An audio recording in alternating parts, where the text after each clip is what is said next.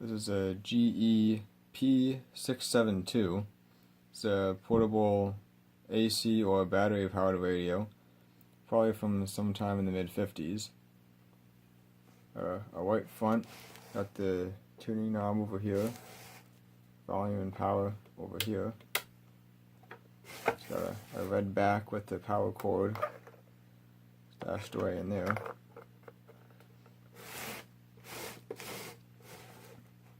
I couldn't find any service information on this one. There doesn't seem to be any available. It's got a little bit of some marks up here, almost looks like bird marks. There's also some on the back too. Not quite sure what would have caused that.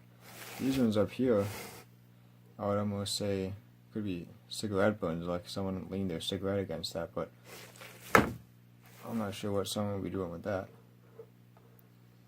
To put the batteries in, the front folds down.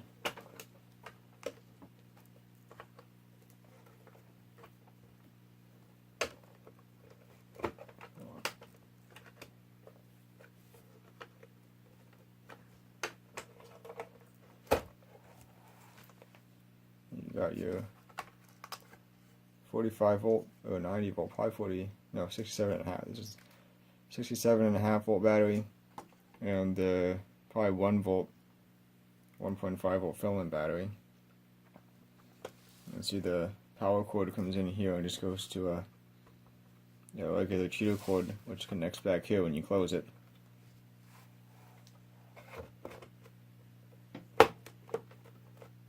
Also got a nice handle on the top here. See that? Which folds up. So, we'll plug this in, see what we get. Comes out of here. I see a plug in there. It looks like you might have to plug the power cord in there to get it to operate off batteries. I'm not exactly sure without the service information, but let's plug this in. Get this to feed out. Oh, that's nice. So we'll plug this in and see what we get. Okay, so the radio is plugged in. Turn it on.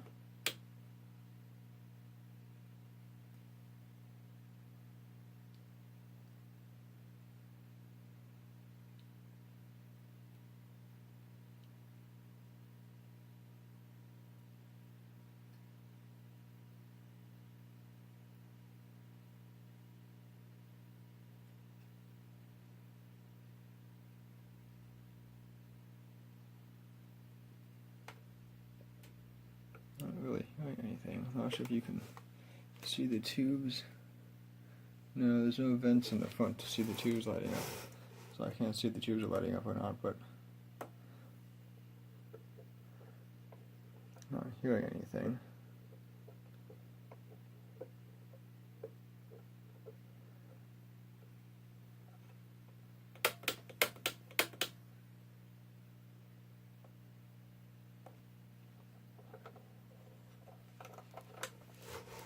There's any way to see inside this at all, actually.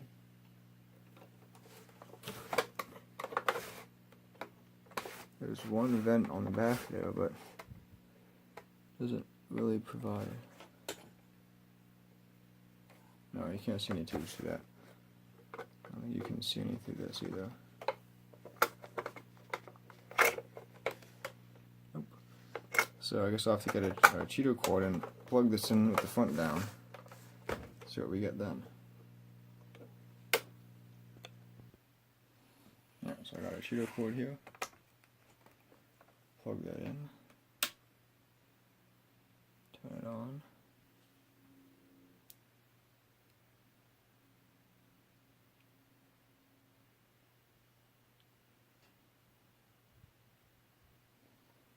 Still not seeing anything.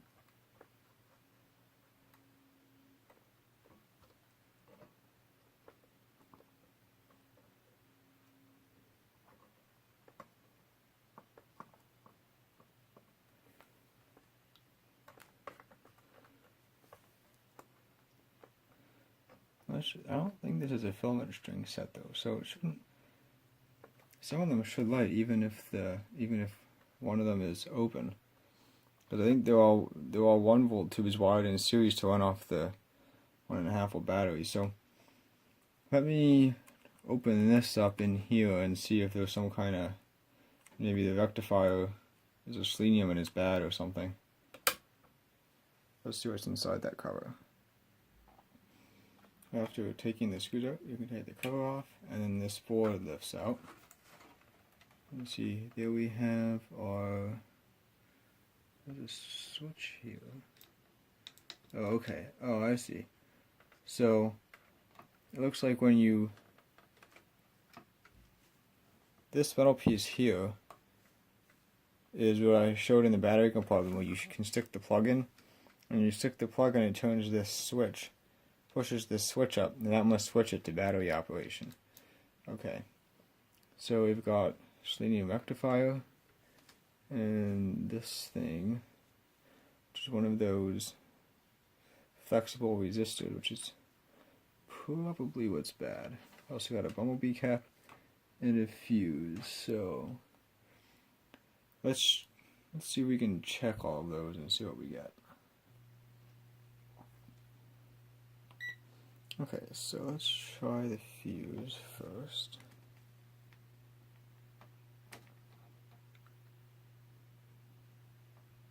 Eight ohms.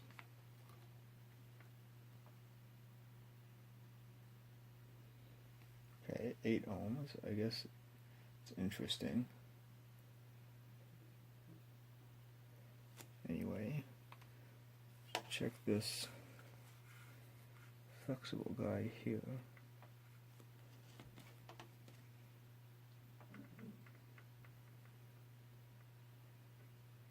Okay, so that one looks okay, 68 ohms. So we could check the selenium. Should pass current one way but not the other. 5 mega ohms.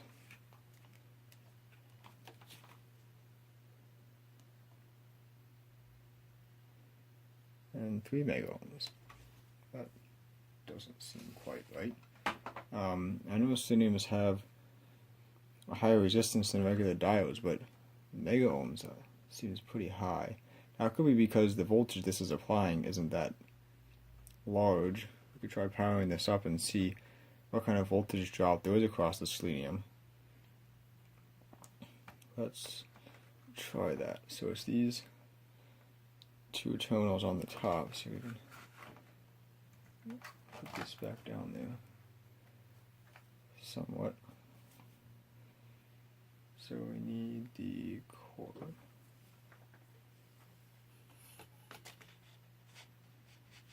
That's 2 volts.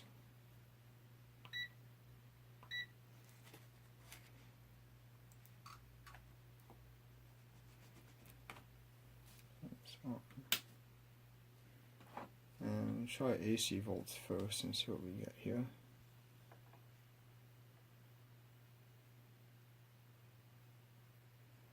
$122 volts. That doesn't seem appropriate. Try DC.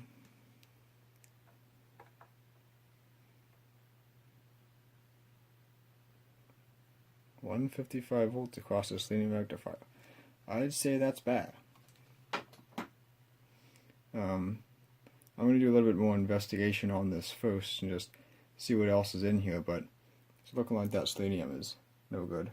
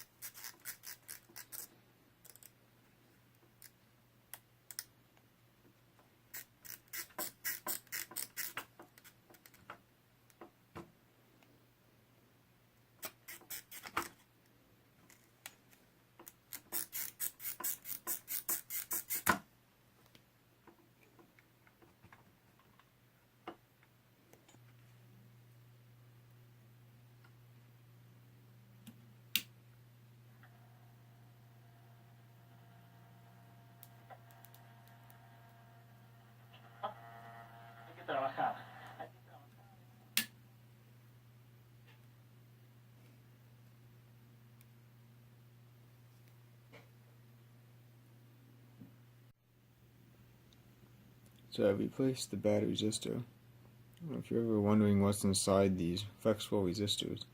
It's actually just focus. There we go. It's actually just a bunch of resistance wire wrapped around some kind of, looks like some kind of cloth. I'm not exactly sure. Oops. Not exactly sure what it is, but there's somewhere in here there's a break. I'm not going to go through and find it. It's not really important. I'm going to replace it with, okay. I'll replace it with this guy pulled out of a TV chassis. I think this is the dropper resistor for the filaments, because these are all 1-volt tubes. So when you have it running off batteries, it runs off the 1-volt battery. When you have it running off AC, the AC line goes through this resistor to drop it down to the 1-volt for each of the tubes. So this resistor gets pretty hot in operation. Anyway, replace this, so let's see what we get.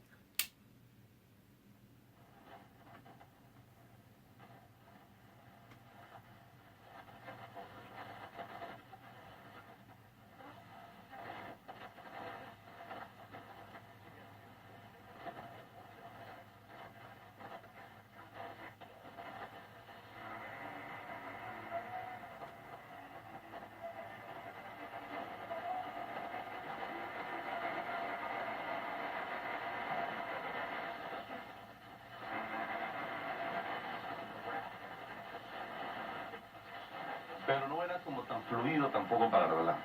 No.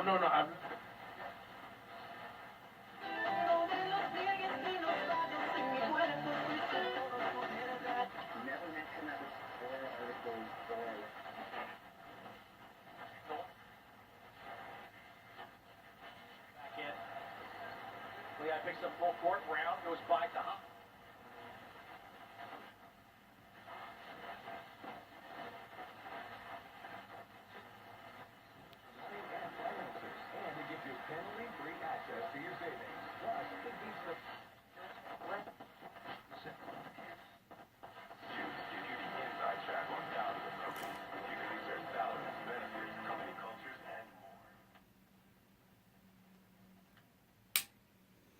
Well, it seems like it works now. Let's put it back together. Okay. 2:18 left. Sestina call for his third. Tejada will shoot 2:18 left.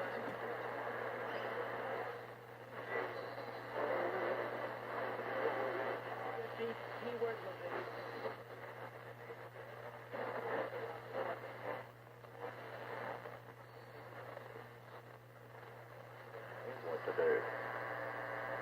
When you take someone's advice blindly because they're a supposed expert, that's how you get screwed. Wizards. Dave, we appreciate it. Safe travel. It's Bach, BOCHcenter.org.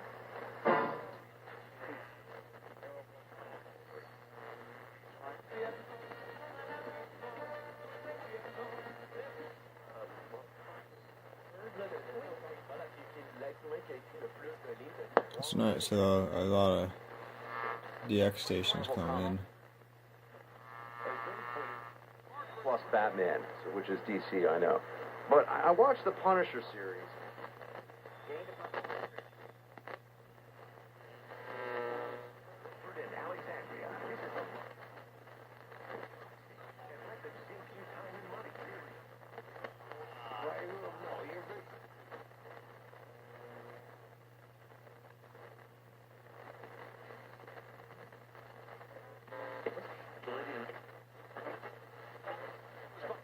Pass through the defense to Brown. Up and under move.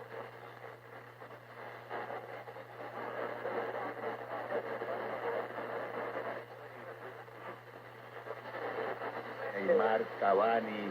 No, sienta. The same commit thou to faithful men, who shall be able to teach others also. Seems as though they feel like right into it, doesn't matter which direction you go. More entangles himself with the affairs of this life, that he may please him who hath chosen.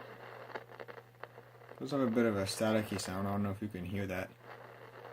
The volume turned all the way down. It's not really that noticeable when it's up.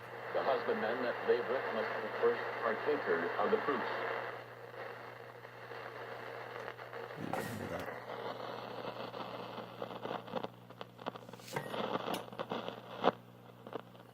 And it kind of comes and goes. It sounds like silver mica, but it's not, because I still have it regardless of the volume. The volume has no effect. So there's something in the output stage doing that. There's a couplet in here, and I think it might be a shorting capacitor or something in there. But since I don't have the service info, and I'm not going to pay Sam's more than the value of the radio just for the schematic, for now this is going to be it. If I ever get the service info, that will be the topic of a future video, trying to get this crackle out. I did notice that these tubes are pretty microphonic, which I think is pretty common for the 1-volt DC tubes. You can hear that when you tap on it. Lots of ringing out the speaker.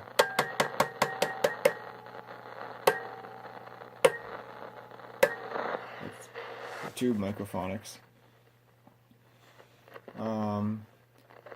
Just wanted to mention, I think these little AC DC battery sets were pretty popular in the mid to late 50s before transistor radios totally took over. RCA made them too. RCA called those three-way power, because you could run them off AC, DC, or battery. Just for comparison, I might show one of those. Just for comparison here, we have the RCA AC DC battery set. This one's a bit fancier. It has the flip open dial there.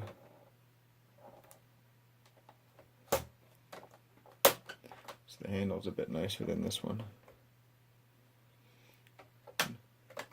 Compare the insides of each of them. This one I believe opens from, oops. This one opens from the back. Now I did not work on this. I got this the way that it came to me. Someone else put these capacitors in. They didn't really do that bad of a job. Nice shrink wrap, they did glue them in. Anyway, they felt it necessary to remove the battery connections, which I would not do, but that's what they did. So this can no longer run on batteries. Not that you would really feel the need to do that anyway. To get the especially the 67.5 volt battery, I think those are only available from one company. They charge like $40 or $50 for a battery. So the only really viable alternative is to build one, which you can do, and I have done that.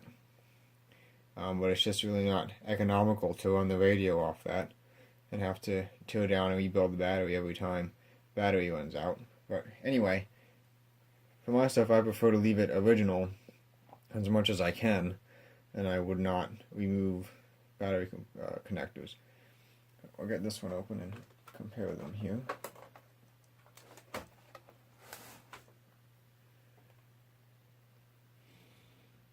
So it's kind of hard to see, but it looks like the GE might actually have a little bit bigger speaker than the RCA. You can get up a little bit.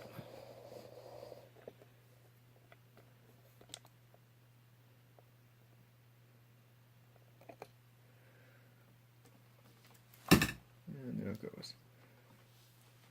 So it has the label down in there. So 6BX41A.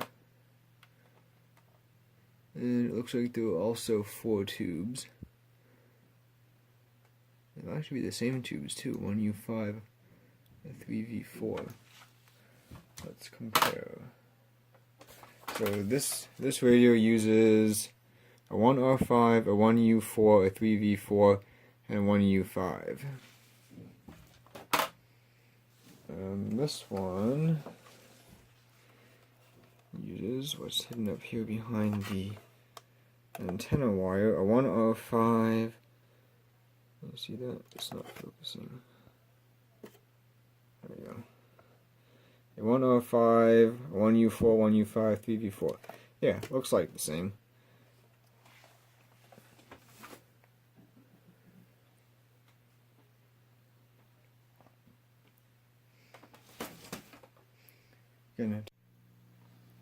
I was able to find the service information on the GE here, and you can see this dotted line is the couplet and has the pin numbers there, pin 5, pin 4, and so on all the way around. So, having this, I removed the old couplet and built a new one. See it up there. Just got some of this board here and just built the components on according to the schematic. And that seems to have resolved the crackling issue. Fourth straight meeting in the final. When I turn it down, there's no crackle.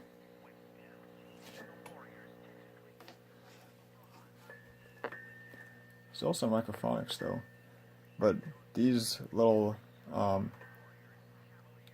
little 1-volt battery powered tubes are known for that. I have several radios that use those, and they all have microphonics like that. And I was wrong about how these filaments were wired. I assumed that you would have a 1-volt battery and then have all the filaments in parallel. That's actually not the case. As you can see, it expects out a 7.5-volt battery, so all of the filaments are actually in series, which is kind of interesting. So I'm not sure if you can still get these 7.5-volt batteries or not. And by the way, it turns out there are actually two different versions of this. There's an A version and a B version. This is the A version, although it doesn't actually say that on the board or on the case or anything. It doesn't have any letter after the model number. Let me show you that.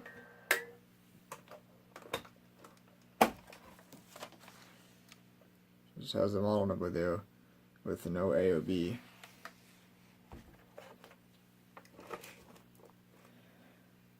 The only difference I think that I could find is, let's see, this here, this capacitor, is only on the A version, while the B version has a different capacitor here. And I think the B version uses a different selenium rectifier. Just a little bit. This is the A version power supply, and this is the B version power supply. And look, it looks like there might be some differences here, but looking at the layout here, let's see, here we go. You can see the A version has a selenium rectifier like that, and the B version has one like that. So I wonder if this is like the plate one like I have, and this is more of a, like a, I don't know what that would be though. That's what looks more like a diode, but it still says selenium rectifier, so I'm not sure exactly. But there doesn't seem to be any major differences between the two. So the same, the couplet there, and the only difference with the couplet is that one capacitor that I mentioned. But this seems to work fine now.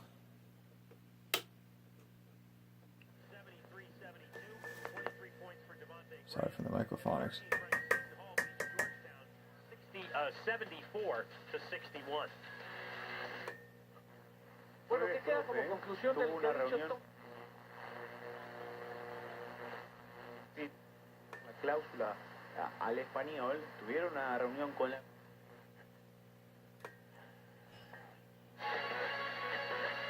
This week's divisional round.